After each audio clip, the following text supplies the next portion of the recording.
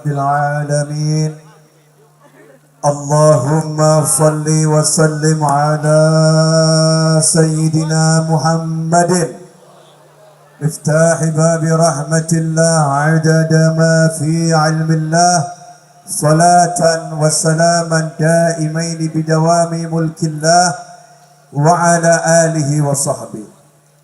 اللهم صل على سيدنا محمد صلاة تفتح بها لنا فتوح العارفين وتفقهنا بها في الدين وعلى آله وصحبه. السلام عليكم ورحمة الله وبركاته.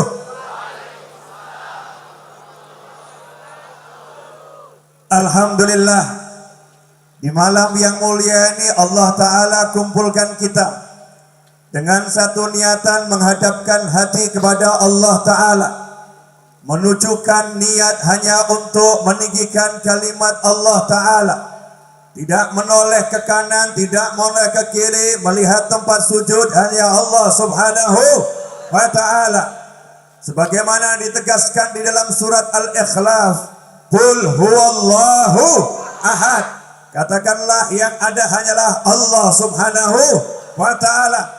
Tujuanmu adalah Allah Subhanahu wa Ta'ala.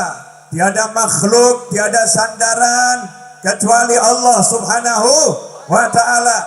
Meminta pertolongan hanya kepada Allah Subhanahu wa Ta'ala. Memohon bantuan hanya dari Allah Subhanahu wa Ta'ala. Yang maha besar hanya Allah Subhanahu wa Ta'ala. Yang maha kuat hanya Allah Subhanahu wa Ta'ala. Yang mengumpulkan kita ke sini hanya Allah Subhanahu wa Ta'ala. Yang bisa menyatukan hati kita hanya Allah Subhanahu wa Ta'ala. Yang memberi kita izin untuk berbicara, izin untuk mendengarkan, izin untuk duduk, izin untuk bergerak, izin untuk berjalan hanya Allah Subhanahu wa Ta'ala. Maka demi keagungan dan kemuliaan majelis ini, saya meminta diri saya dan Anda semua untuk menjadi santri yang sebenarnya. Tahu ini adalah majelis ilmu, ini adalah majelis zikir. Ini majlis diniatkan untuk Allah, diniatkan untuk baginda Muhammad sallallahu alaihi wasallam. Karena itu jaga adab kita di hadapan Allah. Yang melihat Anda bukan yang di kananmu, yang melihat Anda bukan yang di kirimu, yang melihat Anda bukan saya atau Habib Rizik atau Habib Hanif, yang melihat Anda bukan Nabi Muhammad SAW, tetapi yang melihat Anda adalah Allah Subhanahu wa Ta'ala. Jika Allah melihatmu, maka Nabi melihatmu. Jika Nabi melihatmu, maka sahabat melihatmu. Jika sahabat melihatmu, maka tabi'in melihatmu. Jika tabi'in melihatmu, maka para aulia melihatmu. Jika para aulia melihatmu, maka surga adalah tempatmu. Itulah makna an-nadhrah, pandangan dari Allah Subhanahu wa Ta'ala.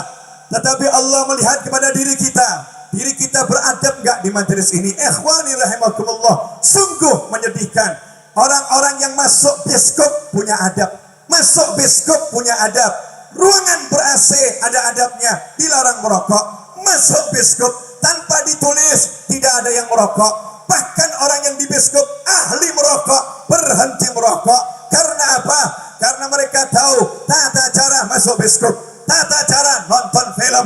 Mereka hormati filmnya, mereka hormati ruangannya, mereka hormati orang yang duduk di sampingnya, mereka hormati hansip satpamnya, security-nya. Tapi begitu banyak laskar di tempat ini, begitu banyak saudara muslim di tempat ini, kenapa kita tidak bisa mematikan rokok kita? Kenapa kita tidak bisa membuang barang jelek ini? Ikhwani rahimakumullah, rokok saya tidak katakan halal atau haram, makruh atau mubah, tapi rokok bukan barang bagus. Tanya kepada para dokter, ini barang buruk. Tanya kepada ulama, ini barang buruk. Kalau Anda mau buktikan, silahkan merokok di depan Masjidil Haram. Pasti Anda akan dianiaya oleh umat Islam karena dianggap melecehkan masjidnya Allah Subhanahu wa Ta'ala.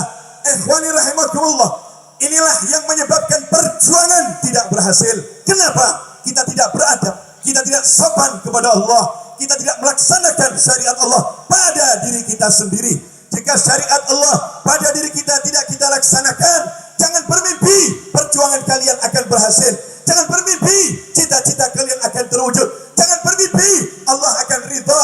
Bayangkan Nabi Muhammad sallallahu alaihi wasallam, Rasulullah, Habibullah, kekasih Allah, yang paling dicintai Allah, makhluk yang paling indah, makhluk yang paling mulia. Sallu ala Nabi. Man dzukirtu indahu falam yusalli alayya. Al-bakhilu, sabda Nabi Muhammad SAW. Al-bakhilu, orang yang kikir. Siapa orang yang kikir? Orang kikir tidak akan masuk surga. Orang kikir jauh dari surga. Orang kikir dekat dengan neraka. Orang kikir jauh dari masyarakat. Orang kikir dekatnya hanya dengan neraka. Siapa al-bakhil?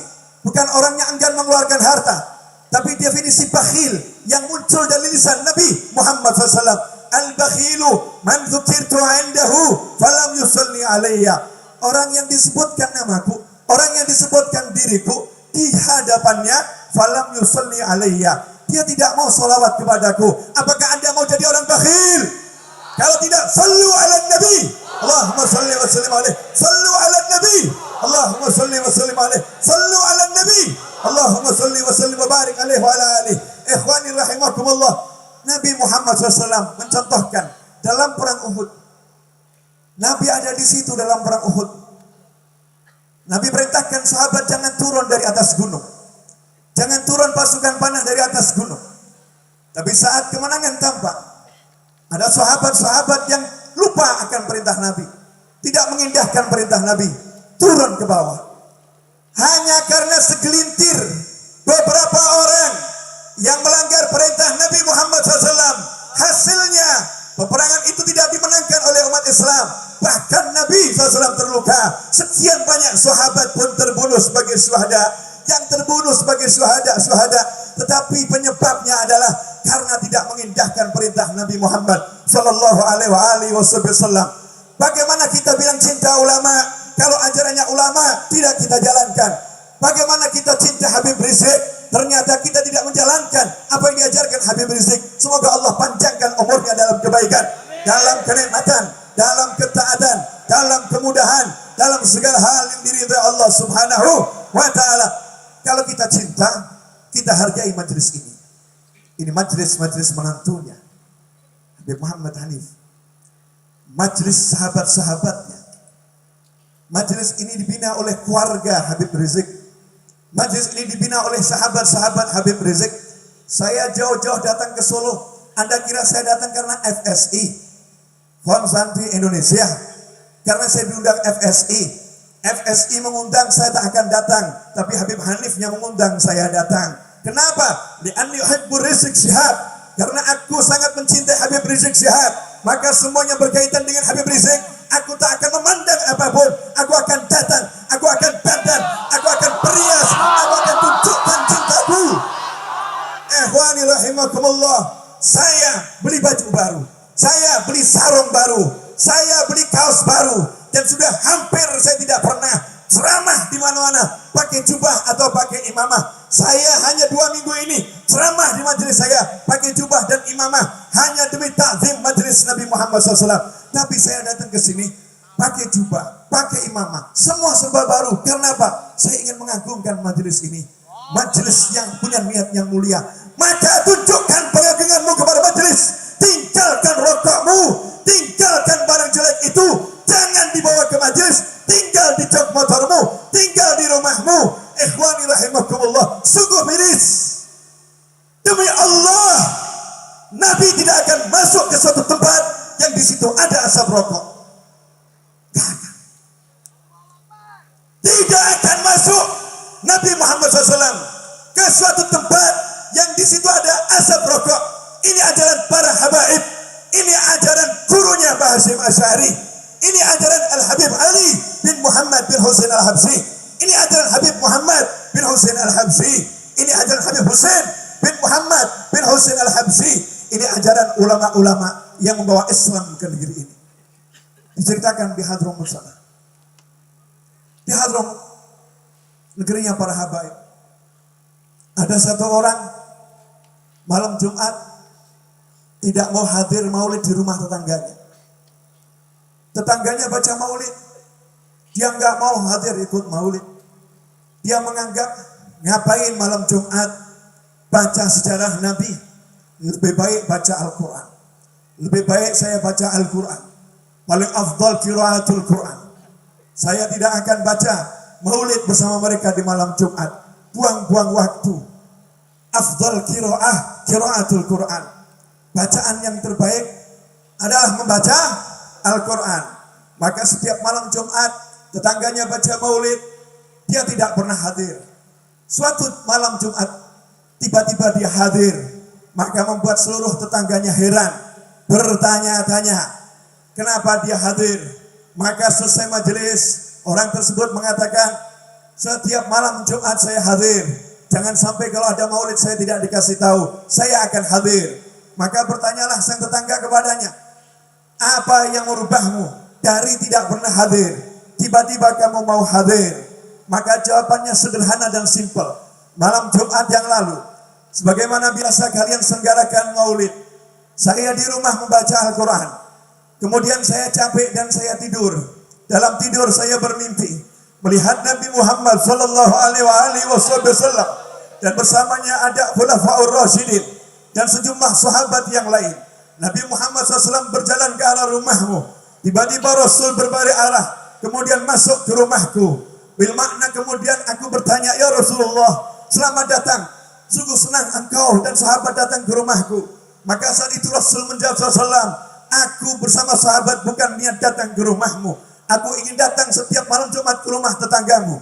Tetapi malam hari ini, saat akan masuk ke rumahnya, aku melihat asap rokok di depan rumahnya. Aku kembali, aku masuk ke rumahmu. Aku tidak akan masuk tempat yang di situ ada asap rokok. Ikhwanillah, sekian banyak manusia, majelis sekian banyak niat, hanya karena satu tingkah kita. Nabi Muhammad SAW tidak hadir. Masih ada kesempatan di ujung majelis ini. Jangan jadikan majelis ini sia-sia, habaan manthura. Jumlah itu tidak penting. Mau 1 juta orang, mau 20 juta orang, mau 100 juta orang, tidak ada artinya buat Allah Subhanahu wa ta'ala. Karena Allah tidak menginginkan jumlahmu. Yang Allah inginkan adalah hatimu. Yang Allah inginkan tundukmu kepada Allah Subhanahu wa ta'ala. Yang Allah inginkan engkau merendahkan diri di hadapan Allah Subhanahu wa ta'ala. Jika engkau merendahkan diri di hadapan Allah ta'ala, belajar dari Nabi Musa alaihissalam. Nabi Musa alaihissalam seorang diri, membawa wanita-wanita, nisa wal armalah, ajus, ajais, bawa orang-orang yang lemah, bawa kakek-kakek, bawa nenek-nenek, bawa balita. Yang dilawan adalah Fir'aun. Fir'aun, raja yang paling zalim, penguasa yang paling lalim, penguasa yang paling bengis. Fir'aun kalau hukum mati bukan penggal kepala, tapi Fir'aun kalau hukum mati penggal 1 kaki dan 1 tangan.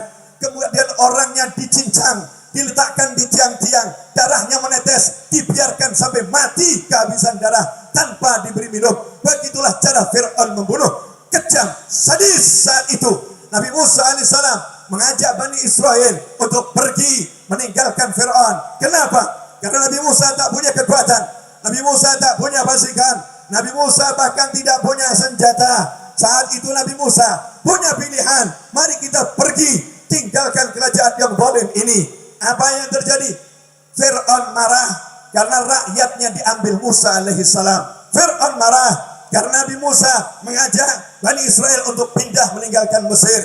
Saat itulah Fir'aun mengerahkan seluruh senjatanya, pasukannya, kekuatannya, semua jenis pasukan dikeluarkan. Bahkan Fir'aun yang dalam tafsir disebutkan, Fir'aun tidak berani keluar kerajaan. Fir'aun tidak berani meninggalkan kerajaan karena dia takut mati, dia takut terbunuh. Di hari itu Fir'aun melanggar SOP-nya sendiri. Dia tinggalkan kerajaannya dengan pedenya, dengan kekuatannya, dengan pasukannya yang jumlahnya sangat banyak, senjatanya luar biasa, keahliannya sangat terlatih. Untuk apa?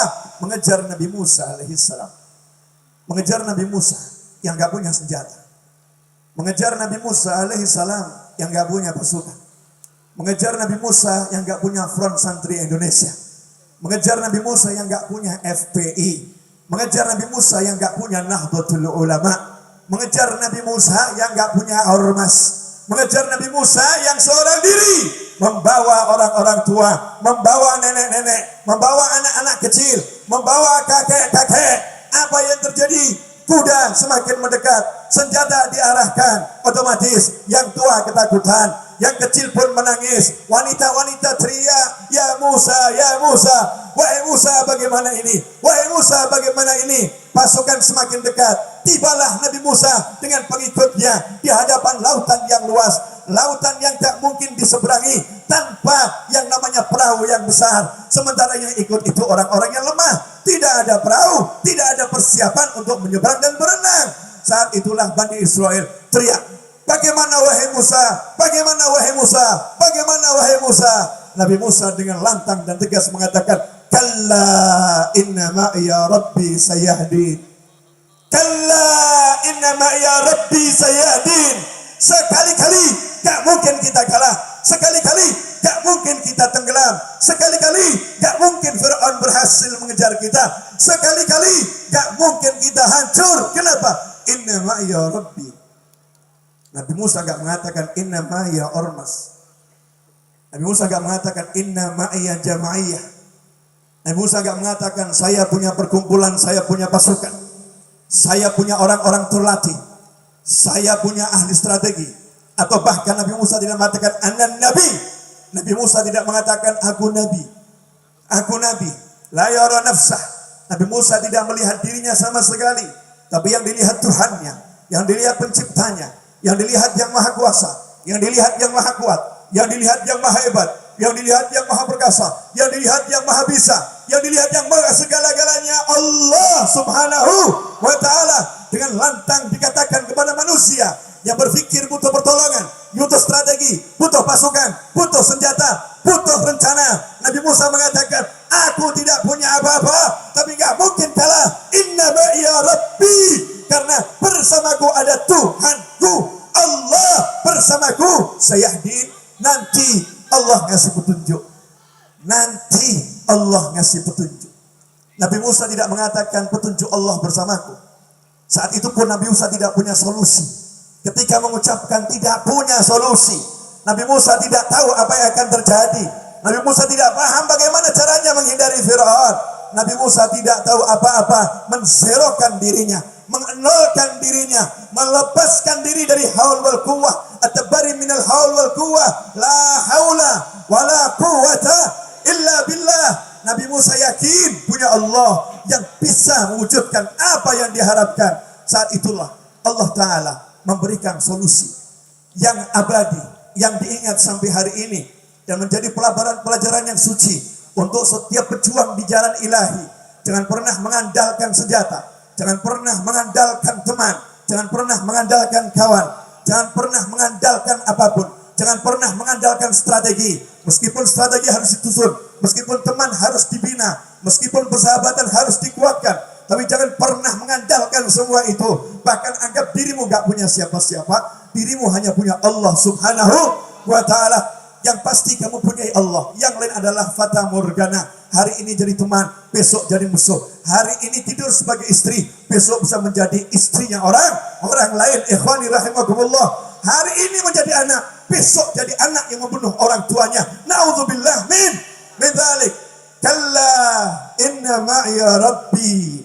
Tidak mungkin kita kalah, gak mungkin terkejar, karena Allah bersamaku, aku bersama Allah. Sayahdin, nanti Allah memberi petunjuk. Saat itulah Allah memberi petunjuk kepada Nabi Musa alaihissalam. Pukulkan tongkatmu ke lautan. Gak punya senjata, gak punya panah, gak punya tombak, gak punya kereta berkuda, tak punya pasukan. Tongkat di tangan manusia yang kenal Allah, yang paham Allah, yang cinta Allah, yang berserah diri pada Allah, yang mengesahkan Allah. Apa yang terjadi? Tongkat dipukulkan ke laut, lautan terbelah menjadi dua, dan ibu-ibu tua, nenek-nenek, kakek-kakek, anak-anak kecil tiba-tiba menjadi pemberani. Tiba-tiba jadi pemberani. Coba bayangkan jika Anda disuruh jalan di tengah-tengah lautan yang terbelah. Di kanan Anda air yang menjulang tinggi, di kiri Anda air yang menjulang tinggi. Kemudian Anda disuruh jalan dan tidak ada jaminan air itu akan tetap meninggi. Bisa sewaktu-waktu air itu dikembalikan oleh Allah Subhanahu wa taala. Akankah Anda berjalan dengan tenang? Akankah Anda berjalan dengan mantap? Akankah Anda berjalan tanpa keraguan? Allah taala menghapuskan rasa ragu dari wanita-wanita tua. Allah taala menghapuskan rasa ragu dari kakek-kakek tua.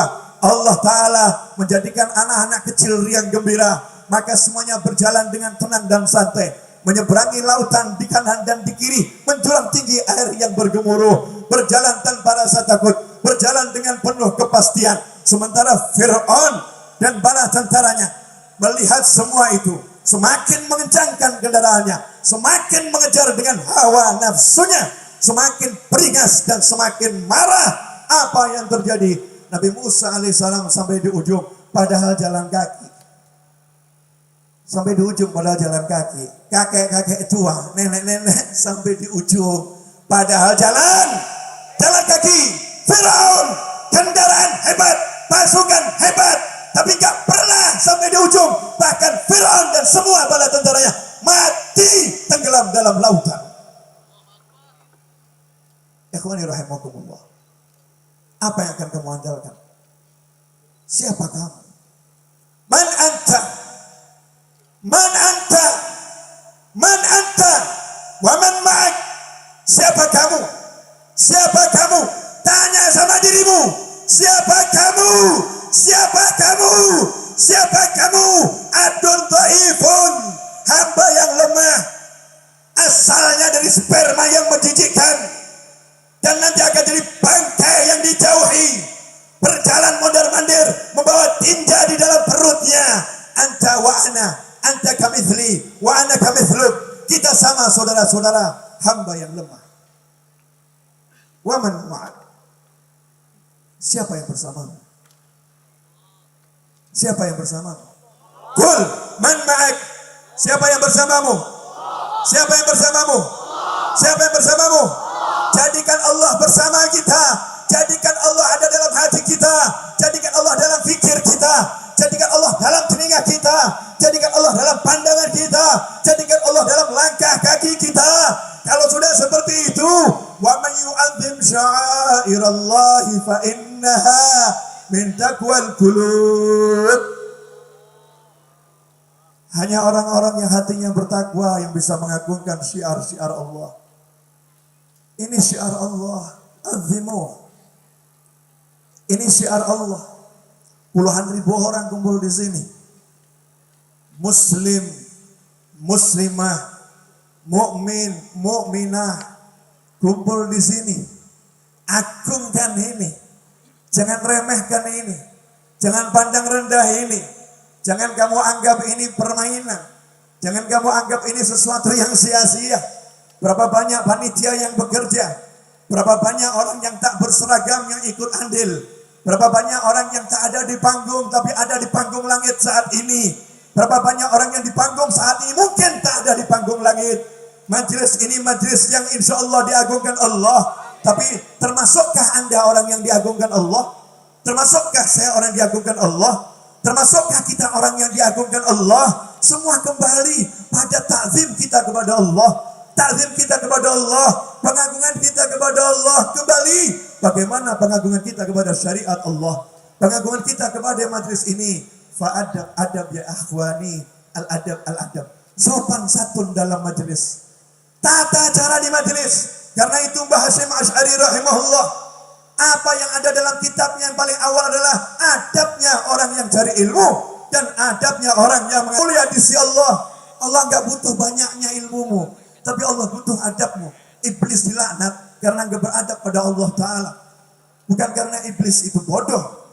Iblis itu makhluk dari golongan jin yang diangkat pangkatnya masuk dalam kelompok malaikat. Jin masuk kelompok malaikat. Belum pernah terjadi sebelumnya. Karena apa? Karena kehebatan iblis, pandainya iblis, pinternya iblis, topnya iblis, dahsyatnya kemampuan iblis. Tapi iblis enggak beradab pada Allah Ta'ala. Tarakal adab ma'allah. Iblis meninggalkan adab di hadapan Allah Subhanahu wa Ta'ala. Allah ciptakan manusia yang namanya Adam alaihissalam, kakek kita semua. Dari adonan tanah, tanahnya diambil dari bumi. diolahnya di alam surga langsung dengan kuasa ilahi, ditiupkan ruhnya di alam surga langsung dari Allah Subhanahu wa taala. Nabi Adam diciptakan belum kenal siapa-siapa. Nabi Adam gak keluar dari surganya. Nabi Adam sendiri di sana keliling-keliling, gak tahu yang ada di luar sana. Tiba-tiba Allah Ta'ala berkata kepada seluruh malaikat, dan iblis termasuk di dalamnya, wahai malaikatku, sujudlah kepada Adam, usjudu li Adam, sujudlah kepada Adam. Maka malaikat semua sujud, kecuali iblis. Iblis gak mau sujud, gak sopan sama Allah. Allah suruh sujud, dia gak mau sujud. Gak sopan sama Allah, biadab kepada Allah Ta'ala, tidak beradab kepada Allah Ta'ala, gak mau sujud. Maka Allah tegur iblis, kenapa engkau tidak mau sujud? Maka iblis pun mengumpulkan alasan, dalil-dalil. Di antara dalil iblis adalah Adam diciptakan dari tanah, sementara aku diciptakan dari api. Api lebih mulia dari tanah. Maka iblis pun diusir oleh Allah Ta'ala dari rahmatnya.